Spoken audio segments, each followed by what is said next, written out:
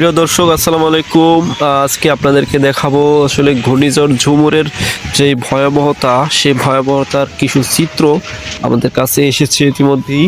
আমরা আপনাদেরকে সেই চিত্রগুলো তুলে ধরবো, আসলে কেমন তার গতিবেগ।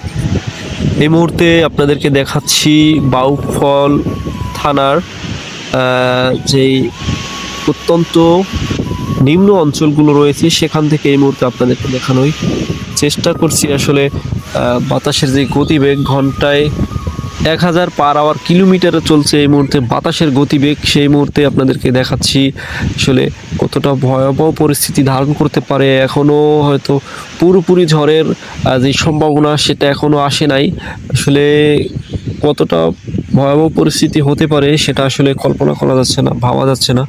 এই মুহূর্তে আকাশের যেই চিত্রটা, একটু হালকা বৃষ্টি হচ্ছে, একটু আগেও ভারী বর্ষণ হয়ে গেছে, এখন একটু হালকা হালকা বৃষ্টি হচ্ছে।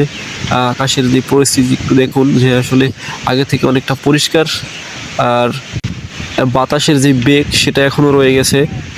এটা হচ্ছে বৃষ্টির পরের দৃশ্য। দর্শক, আপনাদেরকে একটু ঘুরিয়ে দেখানোর চেষ্টা করছি। আসলে এই মুহূর্তে দেখছেন পশ্চিম আকাশে একটু কালো কালো মেঘ জমে আছে, হয়তোবা বিকেলের দিকে আরও বৃষ্টি হতে পারে এরকম সম্ভাবনা রয়েছে। এই মুহূর্তে দেখছেন আসলে আকাশটা মেঘে আচ্ছন্ন, অনেকটা মেঘ জমে আছে। আসলে হয়তো বিকেলের দিকে আবারও বৃষ্টি আসতে পারে, এই ধরনের সম্ভাবনা রয়ে গেছে।